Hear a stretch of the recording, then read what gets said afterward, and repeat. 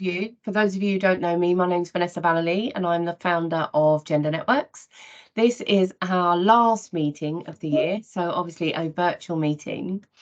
And I'm going to tell you a little bit about what we're discussing and why. So we've got like a panel for this particular session. So I want you to be fairly vocal. I want you to ask questions. I want you to put your thoughts into the chat group as well, so we can really get that discussion going. So I'm just going to share my screen with you at the moment. So bear with me. I hope you can all see my screen. Leona, can you just confirm? Yep. Wonderful.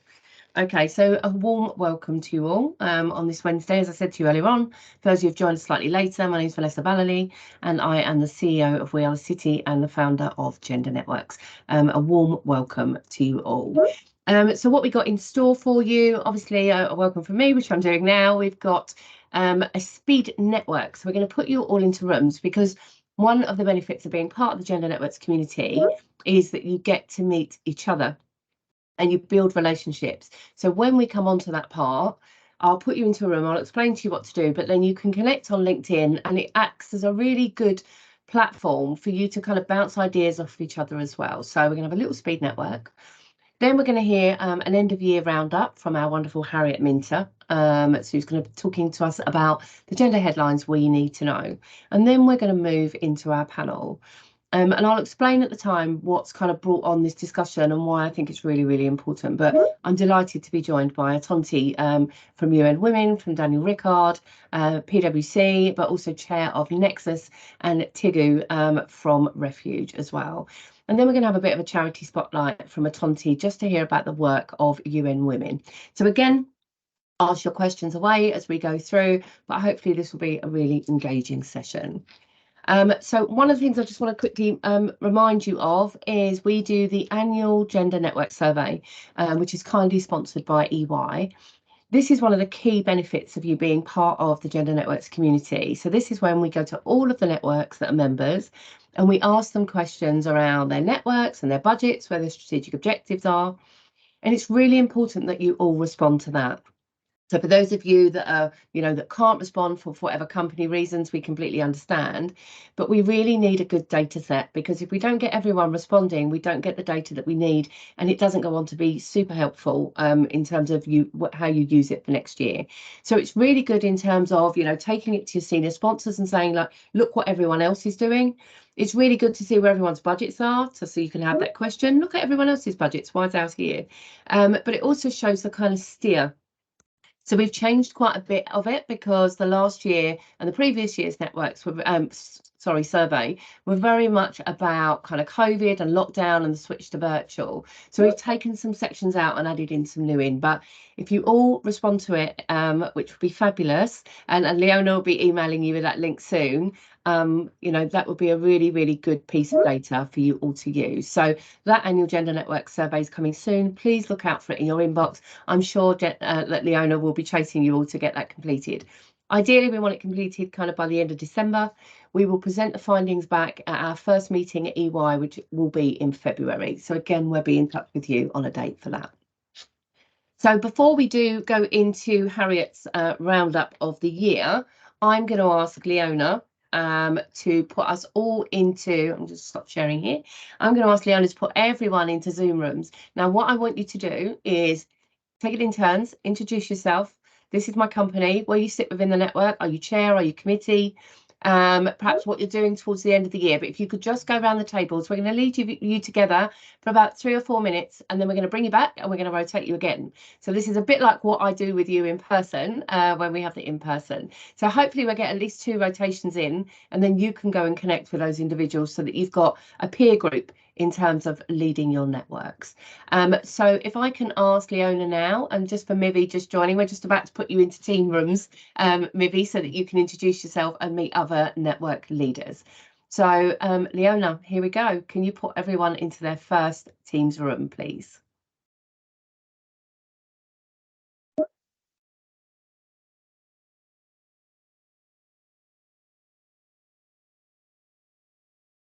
Hey, are we in just a Teams room, just us 3?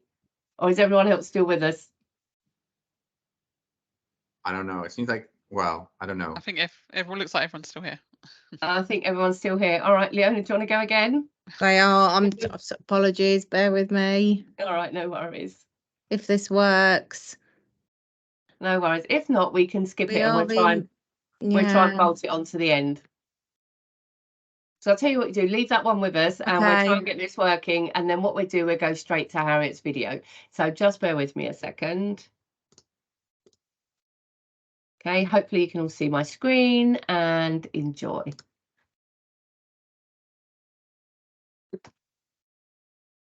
Hello, lovely Gender Networks people. I'm so sorry I can't be with you in person or live.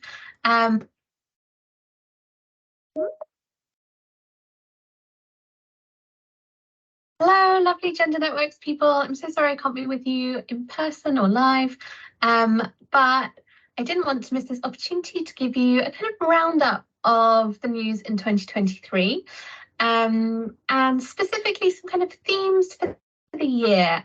Now, if I was to give you one big overarching theme for the year, it would be a kind of 2 steps forward, 1 step back. So overall good, still forward, but maybe not quite as fast as we would have liked.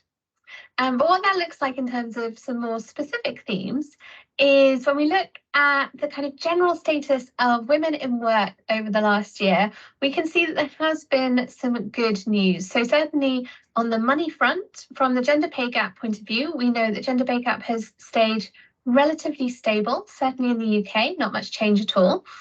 However, what we have started to notice is that the rate of pay increase is increasing faster for women than it is for men. So in theory, if that continues, we should start to see the gender pay gap shrink even more in the coming years. So even though it's kind of situation normal right now, the pace of change is actually increasing for women. So that's my little step forward on the gender pay gap. And in terms of when we look at seniority of women, what we're seeing is for the first time in quite a while, large numbers of women at more senior levels. So particularly, this is data that came from the McKinsey report, which happens every year, but certainly in the US, apologies if you can hear my dog snoring in the background, but certainly in the US, we are seeing more senior women in leadership positions than we have for, well, ever, and certainly in a bigger jump for quite a while. So it's gone up, I think, about 5%. So that is really good news. Slightly less good news is that it looks like it might stick there for a while because then there is a big old gap. So the pipeline of women coming through to those senior levels, there is a big drop off. So you probably heard all about the Great Resignation that we saw at the start of the year and the kind of mass women's exodus from the workplace that was reported. Well, where we're really seeing that is in the mid-level, and that doesn't bode well then for having a strong pipeline of talent for more senior women in the future. Interesting also in the McKinsey report, just to note on that, was that one of the reasons that has been given for this drop-off is the kind of lack of ambition from women. So people have said, oh, post-COVID, women have realised they want better work-life balance, they want to spend more time at home, they don't want to be as pushy about their careers. McKinsey say, no, that is absolutely not true. In fact, women are more ambitious than they were pre-COVID. Turns out spending that much time at home does make you want to spend more time in the office. So women want more from their careers than they did pre-COVID, but this just isn't being recognised in the same level in the workplace. So definite progress, maybe not as fast as we would like. When it comes to kind of more practical things, though, where we are starting to see some progress, again, 2 steps forward, 1 step back, is in legislation around women in the workplace this year. So particularly around legislation around childcare. Earlier in the year, we saw the government promise to increase the number of childcare hours for every child in the country, regardless of status. That would go up to 30 hours per week. Really lovely idea in theory. In practice, what we see is that actually there just aren't the number of childcare providers available to make that work. So what we need to do is not just invest in giving childcare to families, but also invest in that childcare support. So making sure that childminders, nurseries, everyone working in that sector is being paid well, supported well, and given true career progression. Because without that sector, you can have as many free hours as you want, but there is nowhere to send your children. We also saw some, ramping up of legislation. That makes it sound better than it is. Wait for it. from the Worker Protection Bill. So this was scheduled to go through, I think, at the beginning of the year. It finally passed towards the end. The Worker Protection Bill was criticised heavily for being deeply, deeply watered down. But it did still put into legislation that employers have to take reasonable steps to prevent sexual harassment and discrimination in the workplace. So it's not just enough to respond to it, you now have to be actively working to prevent it. The original legislation did call for all reasonable steps, so you have to have done everything in your power. Now you just have done some reasonable steps. So that's kind of like the difference between getting to the final of Strictly, all the reasonable steps, and actually we're kind of still on week 1 of Strictly. Some reasonable steps, but still better than no Strictly. And then also the other theme we saw really big this year was around mental health. So at the beginning of the year, Deloitte produced a report looking at women around the world and how they were feeling about their working lives post-COVID. Over 50% of them reported some level of burnout. Over 50% reported having experienced some level of sexual harassment or discrimination at work.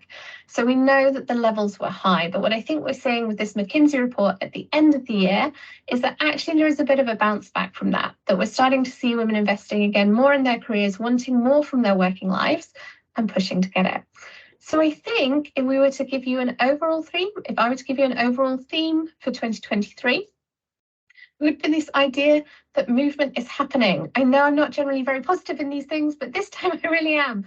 It feels like after a few years of stagnation, that perhaps women are becoming more engaged and more vocal about actually asking for what they really need from their employers, and that perhaps there is a recognition that within legislation, some of that has to change as well.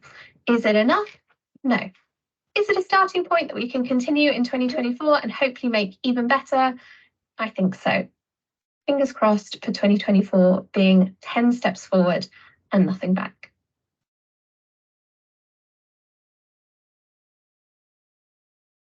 Thank you. So I'm obviously always grateful to Harriet for sharing that with us. As I say, any observations that you've got, please do put into the chat. So now I'm just trying to get back my screen. Bear with me a second. Tech is not being my friend today. Hold on a moment. Here we go. Right. So again, as I say, anything that you want to put into the chat, observations on that. Do you think that we've progressed this year? Are you concerned that, maybe it's more steps back than obviously what Harriet's saying? Again, share your thoughts and everything in the background. So moving on to our panel. So this panel was brought about because we've had so many global events take place that have a profound impact on our communities. And I think as ERGs, sometimes we're the place that people go for support and understanding and to find that kind of sense of unity. So this panel really is talking about, what is our role as ERGs to respond to these big societal events? So when I'm talking about that, I'm talking about, if you think even go back as far as COVID, we had the murder of George Floyd, we had the murder of Sarah Everard and Sabina Nessa, we've had pregnancy abortion laws that were passed in the US that had, there's a possibility that some of that could be replicated kind of over here. We've had the wars in Ukraine, we've had recent war between Israel and Palestine. So all of these things within our communities, there will be people that feel very affected, because they're their communities. So how do we best support them? And also, how do we best support them sometimes when, for whatever reason, we don't get an official line from our companies because it's deemed to be too political, or, there's fear of what they might say and retribution of that. So where do we play a role in terms of ERGs, and is it really our responsibility? And are we even trained to be able to deal with that level of trauma that some of our communities might be feeling? So I thought it'd be quite good to have a discussion. And again, I want you guys to kind of get involved on the chat and tell me how you feel about it, or have you responded to events? A most recent one will being the remarks made by our Prime Minister around transgender. A woman's a woman, a man's a man, and there could be transgender members of our communities that felt really like, obviously hurt by that, and by that statement being so wide across the UK UK coming from our own government. So like, how do we support them, and should it be our jobs, and what support do we need? So that's kind of the context of what we're going to be talking about. And I'm delighted to be joined by some experts to have this conversation with me. So first of all, and I'll get these people to introduce themselves in a second. Tiggo Feldman, who's the EDI advisor for one of our favourite charities, Refuge. Atonti Samira, who's head of community, another one of our favourite charities, UN Women. And then we have Daniel Rickard. So Daniel works for, is chief of staff over at PwC, but he's also founder of a sister group, or another group that's similar to ours. I like to call it a sister group, LGBTQ organisation called Nexus, which does exactly the same as us and brings together all of the LGBTQ network leaders. So I'm going to come off of here and I'm going to go on to and let all of these wonderful people introduce themselves. So first of all, I'm going to go to Tiggo. Tiggo, tell us a little bit about yourself. Hi, yeah, so I'm Tiggo. So I'm the EDI advisor at Refuge, and I've been there since last summer. I've been working in sort of HR and EDI now for probably about 10 years. And just I think because it's something that it just really matters to me. I think that from a professional point of view, but also as an ethnically diverse woman, it's really personal to me. So it's great to kind of be in these roles and being able to kind of make instrumental change. That's all. Fantastic. So Dan, you want to introduce yourselves? Hi everyone, I'm Dan Rickard. So I've been at PwC for 12 years, and I guess I've also been in your shoes of running an ERG. I've previously ran our LGBTQ network at PwC, and as Vanessa mentioned as well, I run Nexus, which brings together LGBTQ ERG leads across the city, which I've been running for 8 years now, and therefore have lots of touch points, I guess, into lots of organizations. Fantastic. Thanks, Dan. Atonti? Hi everyone, I'm Atonte. I'm from UN Women UK. I'm head of community here. I have been with UN Women UK for just over 2 years now. It's been a whirlwind 2 years, and I look after our community of supporters, and that consists of a wider community of over 10,000 and a smaller community of active supporters who work alongside us to achieve gender equality through various different ways in our private community platform as well. We have numerous members from various different organizations. Some of you may even be in the community on this call today. And it's an absolute privilege and honor to be able to work with people who are making movers and shakers in their organizations to have an impact on gender equality within their workplaces and the wider world. So that's me. Fantastic. And we're going to hear more about you and women's work after we've done this panel. So I'm going to kick off. I'm going to come to Dan first, and I'm going to ask the question, should ERGs have an inherent responsibility to support their communities during these, often tragic societal events? What do you think? Dan? So yes, sorry, I was unmuting myself. So I think it's a really tricky balance, and actually, what is the role of the ERG is not straightforward, because I don't think it's any company's got it right, nor has it been properly documented everywhere. But I think there is a role though to play, thinking about, as an ERG, you represent the community or communities, and you can be that voice of your communities in the organization. And therefore, as an ERG lead in particular, you're a conduit between what you're hearing on the ground from ERG members and the leadership.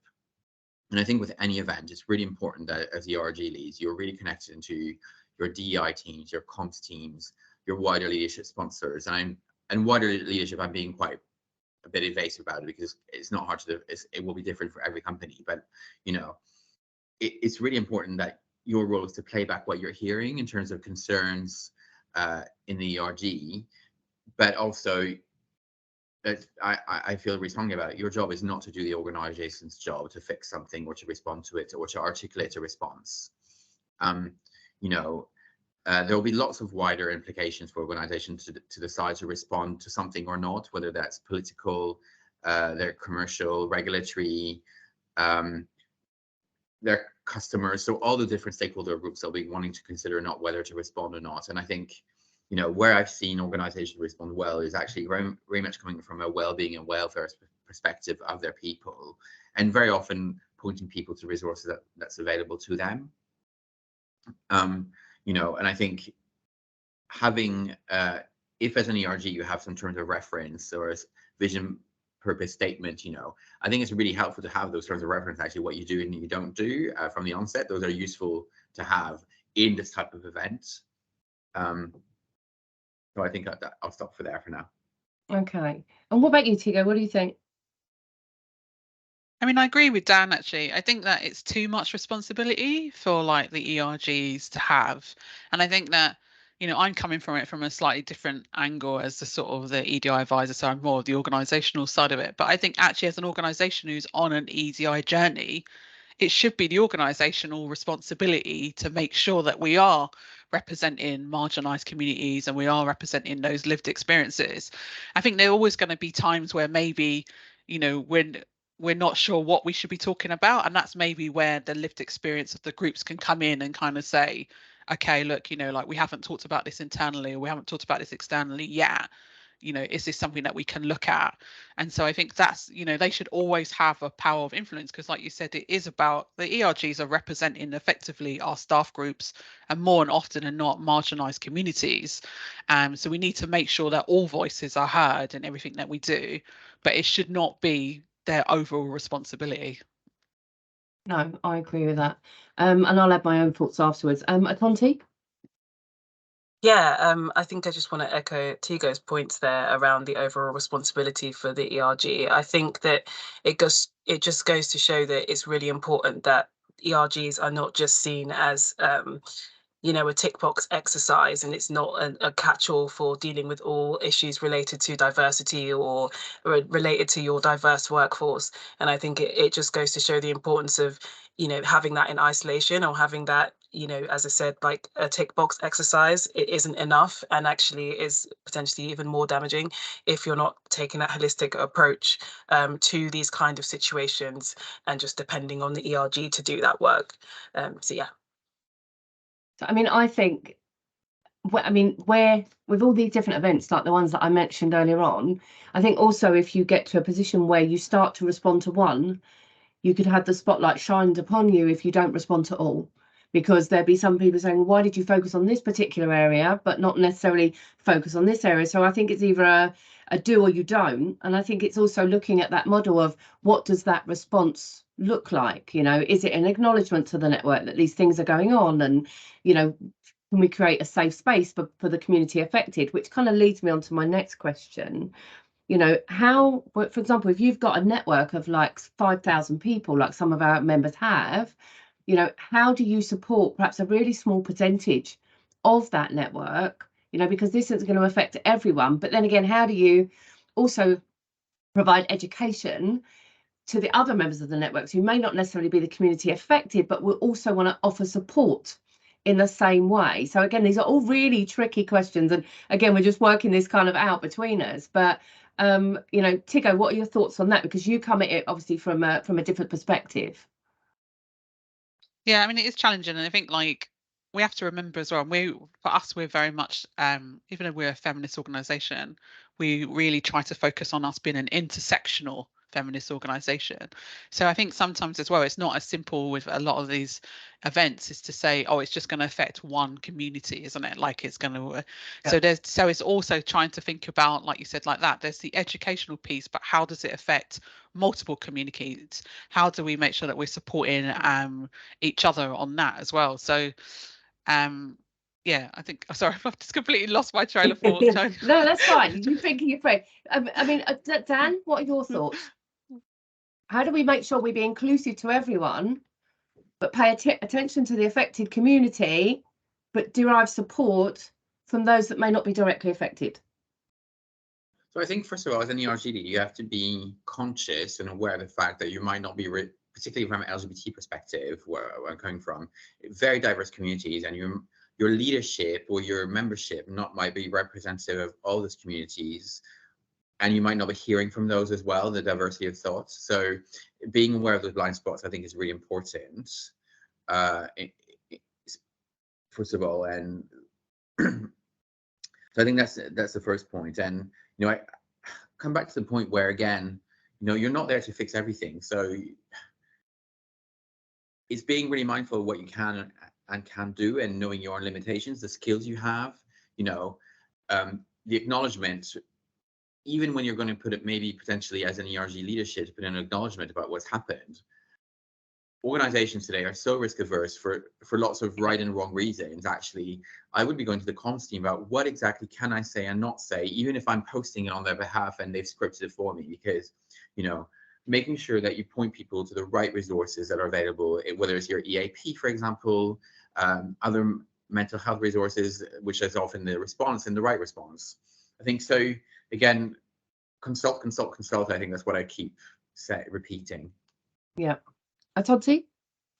Yeah, just going further on Dan's point about blind spots, I think you say research and understanding the situation. I think that what we do with a lot of the people that we work with from various different organizations is education around various different issues. So I don't think that organizations necessarily need to feel that they have to know the answers to everything, but connecting in and linking in with those organizations that are disseminating that information on a regular basis, that are in those spaces, whether that be around sexuality or ethnicity, race or anything, connecting into those beforehand, I think is really, really important, so that you know where you can get the correct information from, so that when a situation does happen, that you can lean on that resource to get the information that your ERGs or your employees might need. And I think also, I think it's also just having an attitude of realizing that you're not always going to get it right, but by having that education piece and understanding that you will inevitably have blind spots, we all have them, that being open to feedback and creating space for feedback as well. I think that's really important, because I think if people feel like they've had to pluck up the courage to give feedback or criticize, then it can come out not the best way. Whereas if you're already holding that space for people to be able to provide that feedback on a general basis, then it can be a two-way relationship where you're learning and growing. Both sides are learning and growing. Yeah. So Dan, you recently obviously had one of these scenarios within your LGBTQ community when the Prime Minister made his very broad statement about men are men and women are women. Could you talk to us a little bit about how you dealt with that situation? Can you tell us a little bit more? Yeah, and I guess there's almost two perspectives. I guess there's one, my hat within PwC, which is probably the most relevant for people here, where I think, I'm 2 steps away from the ERG leadership today internally from PwC, but having had that experience, I know that the first thing we did was connect with our internal comms team, really speaking, this has happened. Are we going to put a position out there? And can you please tell us what we need to do? Because we have a number of our non-binary and trans colleagues who expressed their real fear and scare of actually, being in the UK today under the political climate. And it so happens that we have a sort of within the network, we have a working group for trans and non-binary people, so that immediately they connect instantly through their own chat group, and that is a bit close for them, and that's probably right that it is so. But it felt, from a leadership perspective, it felt like it was quite difficult to actually get that sort of leadership response, and recognizing they needed to respond to that, even if it was for a very, very small minority of people. But again, I work in an organization that's extremely risk averse, that is staying neutral in political debate, will not take positions. So therefore, there's all those wider considerations. And, also from the risk perspective, I think, I really wanted to make sure that we didn't put something out there that was just written by ourselves. Is actually, what is the official law? Having HR write it or comms, that of approval. But actually, it was recognised in our DEI strategy that the networks play a clear role to be a conduit between the business and those communities in terms of crisis, and that's written in terms of our DEI strategy. Yeah. So, I mean, if we put this into, obviously, I say, Dan, that was a real life thing that you had, but we had this too within the gender networks. As I say, when we had the tragic murders of the 2 women in a very, very short space of time, You know, it was, okay, how do we support the women in our organisations who are feeling like, who are our community members, who are feeling scared? It was triggering for some as well. You know, in the absence of anything, you know, it's that thing, you know, this is my safe space. Why is nothing being said? Or, you know, why am I not being pointed to resources? So I think Dan raises a really good, important point, and we're going to come on to his question a little bit later around the organisations that you have around you, and going back to the comms people and the, you know, the consult piece around where do we direct people, because sometimes we'll have, like, you know, healthcare support, like mental health support and things like that, but sometimes this is a little bit more niche than where we would naturally send out people to access resources. So I think it's something to really think about. So what do you think? So I'm going to come to you, Tigo, to say, because you sit kind of outside giving the kind of support. What do you think companies can do more of? Because I'm just thinking of the Gender Networks members that are thinking, okay, where do we kind of start with all this? But what should the companies be doing to support the ERGs? Should they find themselves in the position where they feel they need to provide additional support or messaging to their communities?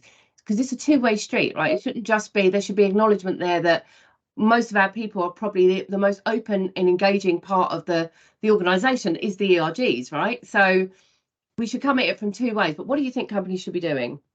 I think there's a real big thing around encouraging them to look after themselves and their mental health. And I think, like you said, there's been a lot of stuff, you know, unfortunately, that the government has been saying, and there's a lot of stuff going on. And so like part of my role as EDI advisor is to support, we call our groups equality network groups, to support the chairs of those groups. And, you know, like, I'm really conscious that when a lot of these world issues are happening, it can be a real emotional burden upon them. And so I think what we try to do is try to kind of like facilitate safe spaces. So we've done things like additional coaching sessions. So there's a really good organisation, if I can shout them out, called Tell Jane. So they were really great, actually. We had Joshua come in, and he provided coaching sessions for all our chairs, just in terms of how to lead. And then what I try and do every now and again is, when it feels like the impact of externally what is happening might be too much, we have additional sessions with him to kind of just help them to kind of, because like you said, they still have to do one, they have to do their normal job, then they have to be like that sounding piece, and then sometimes they may have to feel like they have to go into the organization and say, well, you haven't talked about this, or this is happening. And also the, you know, the impact on all of us who have that lived experience or or come from a marginal community, it does affect you personally. So I think that there's a real thing for me about really just trying to look after them and look after their mental health. And also, like, obviously there's things like the EAP and clinical supervision that we kind of represent them to. But I think also, like what someone talked about as well, is kind of the signposting as well about getting information from other organisations. So for us, you know, we are in the VOG sector, which is the violence against women and girls sector. And so even though we're a massive organisation, there are lots of smaller blind for organisations. So what we also try to do is make sure that we are hearing from them and kind of understanding what they're saying on the things as well, so that there is support in that way, and we can kind of reach out. We try to make sure that staff have access to different types of information. And sorry, going off a little bit on a tangent here, but like also another thing that we do is that we have like monthly latte and learns. And this is for the whole organisation to kind of get greater awareness. And so what the chairs do is that they get external speakers come in and talk about things. So obviously on the anniversary of the murder of George Floyd, we had a speaker come in to talk to all the staff, just to understand like the impact that it can have on people and what things they can do. So it's trying to kind of also make sure that from an organisational point of view, we are supporting a continuous education and awareness as well, and trying to give as much support as possible. Yeah. So maybe that is the question for ERGs that have kind of think. I'd like to think that we don't have to have these conversations, but obviously society as it is, there always seems to be something.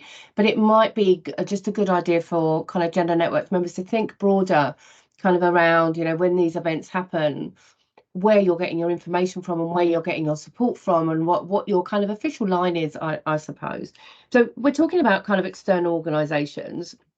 So, you know, I think it's really important to have, and again, this is for Gender Networks to think about, to have a kind of network of charities, maybe not-for-profits, that you identify at the start of the year that said, okay, if something happens in this respect, these are like our chosen partner, someone that could come in and help us. This is exactly what we do with you guys. So when we put on those bonus events where we've responded to all the things I mentioned earlier on, we surround ourselves with a group of those charities and not-for-profits that can come in and give you guys the advice, and then it's up to you kind of what you do with it. But I think that's a really important thing to do. So for example, we go to Refuge, you know, when it comes to violence against women and girls, you know, we go to UN Women, you know, we've got BPAS, pregnancy rights, and, you know, like we did with the abortion rights in America. So something for you to think about where these relationships exist. But do you think, I'm going to ask Tonti, do you think that's important? And is that something that you've kind of helped other companies with? Yeah, absolutely. I think it's important for two reasons. I think I really like what you said about identifying those organizations to work with in the beginning, because I think that that relationship building aspect is actually really important when it comes to these tough subjects, because they are things that if you're not in the thick of it every day like I am, then it can be quite scary. Thinking about reputational risk, etc., that you mentioned, Dan, earlier.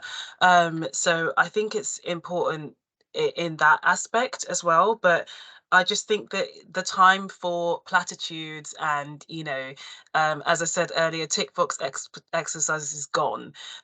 People want real, they want to know that their leaders and their ERGs and the leaders within their ERGs actually understand and have empathy, because they understand the issue as well. And the only way they can do that is by connecting in through educational resources, but also bringing in and also understanding that you don't have to know all the answers, like I said earlier, but bringing in people like everybody on this call today to come and talk on those subjects. So I feel like what's really important about it is just dispelling any fears around it, because that's kind of when I've spoken to our community members who have come to us and, you know, said about recent events that they felt completely they've gone into work and felt just absolutely heartbroken and felt like nobody else feels that way and nobody cares and nobody's talked to them about it and nobody's mentioned anything about it. This also happened when the war in Ukraine happened. And so they notice it. They notice it. So regardless of whether or not they want to take that risk, they have to. But I think by connecting in with those organizations, they won't feel the same way about that. So I think it's actually key. To this. And I think even if we're sitting here listening and thinking, well, that is not the responsibility of the ERG, maybe the responsibility of the ERG is to start asking questions to HR, to the, you know, head of wellbeing around, you know, how will you support us in terms of this? What are the organisations that we're aligned to that can give us the actual factual details that are impartial, you know, that can help us kind of, you know, support the communities that we serve? Dan, anything more to add on that? So I think it's always really important, in my view, to to be connected externally through the ERG anyway. So I think, you know, that's in time of crisis or emergency almost, or, you know, you can do that at speed. Therefore, if you've got those relationships, otherwise it's really, really hard to do that if you haven't got those pre-existing relationships. You know, from an LGBT perspective, it would certainly be those charities like Stonewall who've got the infrastructure and the credibility to actually put a response together as well. I think what's been quite interesting, thinking about, again, the example we're talking about the Prime Minister lately, you know, and very much an attack against the trans community. Actually, what I observe is the charity sector and the LGBT didn't really come together. Actually, you know, they were not particularly coordinated. Besides putting out a kind of joint statement and press release, that's all they did. And I always thought, actually, it was such a missed opportunity, in my opinion. So actually having to be able to reach out to charities to also get this perspective, and they'll be in touch with the communities on the ground as well, I think is really important. And how you can support them. How can you support charities as well in terms of a crisis like that, where they will have to do their own response, where you already have a relationship with them? Yep. Tigo, anything to add? No, not at this point. Right, okay. So let's talk about, before we go on, because and you guys start thinking about some questions that you can ask, and I'll get Leona to turn everyone's cameras on. How do we ensure that our actions align with the organisation's values, regulatory requirements, reputational risk? Because Dan, you alluded to it, right? So you might work in an organisation that's very risk averse, that's not going to put out anything. Or you might work in organisations like we've seen over the last kind of 6 weeks that had a knee-jerk response to what was going on and have been absolutely vilified as a consequence. So you've got kind of two sides of the coin, if you like. And maybe I already know your answer, Dan, but, you know, how do we make sure that, you know, we don't get in trouble as ERGs for kind of wanting to help, but how do we make sure that we're, you know, we're not falling out of line with what the company, because you could get an ERG leader, you know what it's like, anybody in any company, you are the brand, right, of that company, whether we like it or not. So anything we say in a public forum or anything like that can be twisted and turned by some journalists as this is the company's stance. So how important it is that we toe that line, Dan, and how do we make sure that we do that? Where do we go within the organizations? I think, at least for other big organizations, there's always like codes of conduct, you know, so policies, etc., that telling you that you're an extension of the firm you work for in any capacity, whether it's a physical event or online. And I think not forgetting that anytime. And then again, it's back to the really practical point, is being in touch with you know, your internal stakeholders, where it's your DEI team, comms, leadership, and as things progress, making sure you keep connected, and if things change, that you surface that with them, that things are changing as well. But again, not jumping. I think it's actually not having a knee-jerk reaction before you do anything. Stop and pause, thinking about what are the implications of what we might want to do.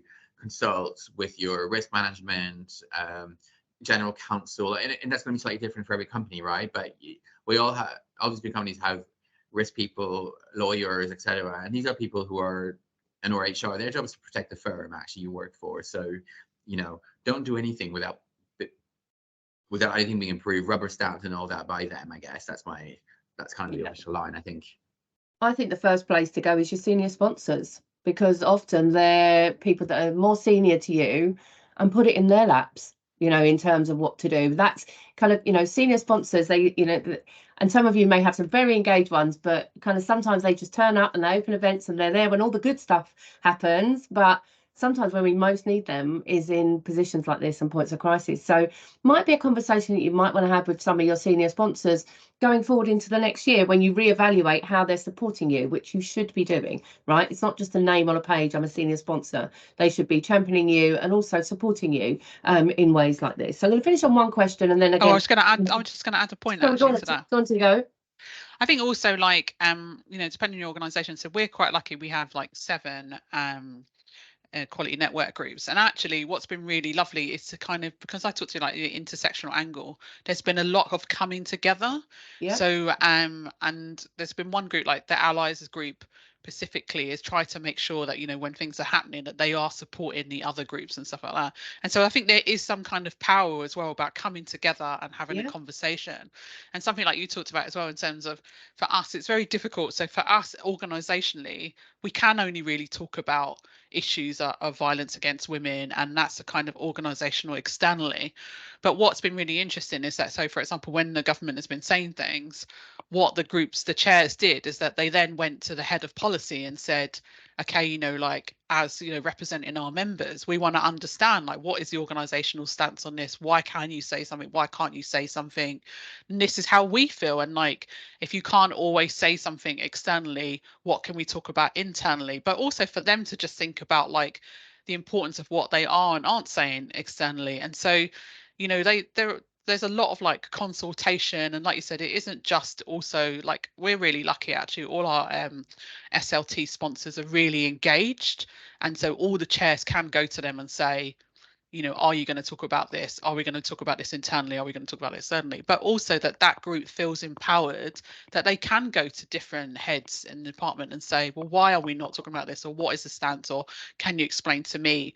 And so for us, you know, we had a really interesting conversation with the head of policy, and she was just trying to explain, oh, it's really difficult. There is a lot of legislation around like election time, so it's quite difficult. But she was like, however, I will take on board what you have said, and I'll try to make sure that if there any leeway that we actually have, then we can consider that. So I think that is also like the power of the groups as well, like collaborating together. Absolutely. And I know a couple of Gender Networks members that I've spoke to on other things that, you know, leveraging their faith groups with kind of what's going on as well. But you'll have the faith groups, but you'll also have intersectional people within your your gender network, you know, that are, you know, part of all of these different groups. So we just have to think about kind of how we coordinate that response. So I'm actually going to leave it there in terms of our panel question. I'm going to ask people, if you guys got any questions at all, does anyone want to turn on their cameras or anything like that, or any observations that you want to share around this conversation? Now, I know you're all very vocal, so it would be lovely to hear from some of you. Does anyone want to, have any of you responded to any of these events or done anything or anything like that? They're all so silent today. Anybody want to contribute?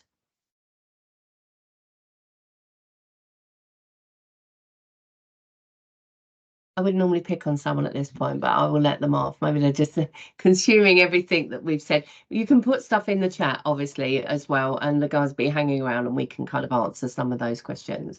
But I think it's been a really, really important conversation. So Tigo and Dan, thank you so much for joining us. And Atonti, I know that you're going to stay with us now and tell us a little bit more about UN Women, but thank you so much for joining us.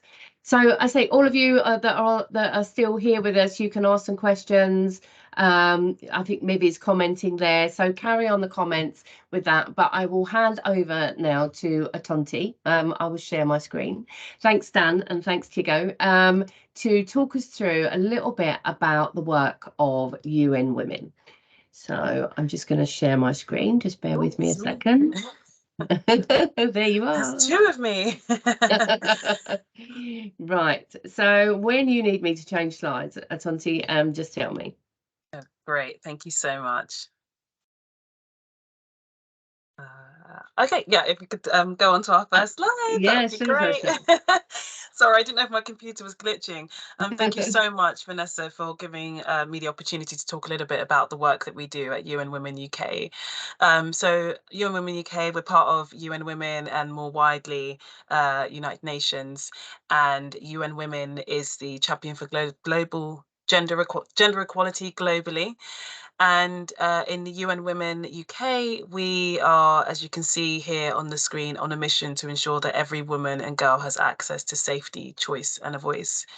And that sounds like a lovely tagline, but through those three parts of our mission, we are able to coordinate our strategy to make sure that everything that we do aligns back to those three parts of our mission to ensure that we continue to drive towards gender equality.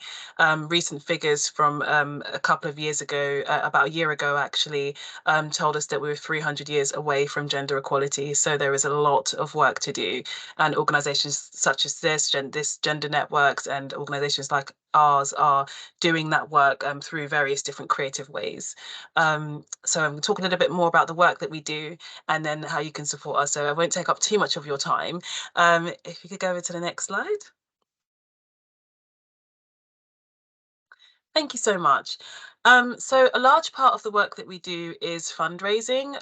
So fundraising for various different programs that UN Women has across the world for women and girls in areas that are affected severely by things like poverty, climate change, violence and sexual violence. Violence against women and girls is a huge part of what we do. Indeed, we have 16 days of activism against gender-based violence coming up this week. So do let me know if you'd love to get involved in that. But yeah, alongside our fundraising initiatives, which are half for global programs and then half for work that we do in the UK. We specifically in the UK do a lot of work when it comes to government advocacy. So we have a UN Women all-party parliamentary group where we meet with cross-party MPs to address various different issues around gender-based violence and women and gender equality. For example, in 2021, we released a report on public spaces and the issue of public sexual harassment, which had over 1 billion impressions online, really resonated with a lot of women and girls, with the figures being for 18 to 24-year-olds, 97% having experienced public sexual harassment. So as many of us will know on the call, this is not news. However, it's not something that had been quantified in such a way and has enabled us to put in place various different programs and also work with governments on policy and organizations too. We also do MP briefings and the like. So we work with on a governmental level. We also have public campaigns. Some of you may be aware of our Safe Spaces Now campaign, which was built off the back of that all-party parliamentary group report that we released in 2021, which is a unique programme designed specifically for the UK. To ensure that all public spaces are safe spaces for women and girls. And that includes workplaces. So we work in partnership with various different organizations to put in place a strategy and practices to ensure that their workspaces are free from sexual harassment and violence through our Safe Spaces Now program. So we do that on a tailored organization by organization process. We also work at music festivals to address the very pervasive issue of sexual harassment in music spaces, something that was flagged again on our report, just going to show the importance of research. And we've been at various different festivals now, training our volunteers on bystander intervention. So what that means is that they are able to intervene if somebody's being harassed in a public space or in a music festival specifically, in a way that's really, really importantly, and this is a key thing that we stress in our training, safe for them, but also safe for the other person, because we know that many people don't intervene because they're worried about their own safety, and that is obviously very, very important. So we teach them how to intervene in a safe, non-confrontational or inflammatory way. And they take that learning outside of the festival as well. And then we also work with corporate partnerships. So we have something called the Women's Empowerment Principles, which we take organizations through to identify different things that they can change within their organizations in order to make their workplace gender equal. And that's a one-to-one process again, because with everything that we do, we make sure that it's tailored to that organization because they all have very different needs. And we implement various different programs like Safe Spaces Now and others to help them with that and to support gender equality within their workplace and in effect on the rest of society. With millions of people obviously working in workplaces, we believe that working with organizations is really, really important since most of us work for organizations, and the only way that we're going to achieve this is not just working on that government angle, but also working with organizations, and that's absolutely core to the work that we do. And then we also have a private community, which I referenced earlier, of thousands of supporters, excuse the spelling mistakes there, thousands of supporters across the UK who work with us on various different projects. They have in-person events. We support them through, the various different conflicts and things that we've been talking about today. It's a safe space. It's a place where people can not only learn and understand more about gender equality, they can also learn how they can make an impact within their sphere of influence, whether that be in their personal lives or their organizations, but they can also get engaged with doing actual work on this. So you can see here in this picture in the bottom corner, that was a workshop that we did with some delegates that we took to a huge conference on gender equality. And I could tell you more about that another time, but I can see I'm running out of time and I could talk about this forever. So if we can move over to the next slide. Thank you so much. You can hear, based off of what I've just said, that there are various different ways that you can get involved with and support our work. As you know, International Women's Day will be coming up very, very soon. And before we know it, it'll be here. It'll be a busy week, busy month. It's International Women's Month for us, so we're constantly doing events. And if you need us to speak at any events for a donation, we can do that. We can also partner with your organizations as well to do the work to achieving gender equality from your organization's perspective. This is very successful. We have amazing feedback. We work with various different corporate partners. You can also join our community to get involved in advancing gender equality in a way that's personal to you, but in a way that you can influence within your organization. Many of our members work with their organizations through our community to do small things within their organization and large things too. And then you can also sponsor us we do many events that always need sponsorship to bring together all these amazing women, men, and non-binary people to do the work around gender equality. So yeah, reach out to me if you like. I will pop my email in the chat, or I'm sure you'll send it round afterwards, Vanessa. We will Amazing. indeed. So Thank you so much for the time. That's okay. So remember, all of you, charities of the year, that kind of thing, UN Women, also obviously Refuge, who we had heard from earlier on, but do go and check out those resources. They had their awards about 2 weeks ago, which were absolutely incredible. So yeah, lots of different ways. I used to be a member. You contribute so much a month and stuff like that, which all helps their work as well. I think I still am. But thank you to all of you for joining us today. A reminder about obviously the survey. Leona will send round all of the links from today, and maybe a link to that report, Atonti, that you've referenced in your talk. Yeah, absolutely. So we will give them a follow on socials as well. So we'll send around all the links. Obviously, this is recorded for those of you who couldn't attend, that you can watch that. So we will leave it there. The next thing you'll hear from us is around the Gender Network survey and some dates for the new year. But remember, we're always here to support you. Any ideas that you have, we probably pull together an International Women's Day brainstorm at the start of the year. Remember, we can recommend speakers, we can give you advice around the format of your events. So please do take us up on that part of your membership. But thank you once again, all of you, for supporting us throughout this year. And we really look forward to no bonus events next year for societal events, but very much supporting you as you continue to grow and support your networks. Thank you very much. And thanks again, Atonti. Thanks, everyone. Thank you so much. We'll do the speed networking on the next event, I think, because we've run out of time. All right. Thanks, everyone. Take care. So Bye. Bye.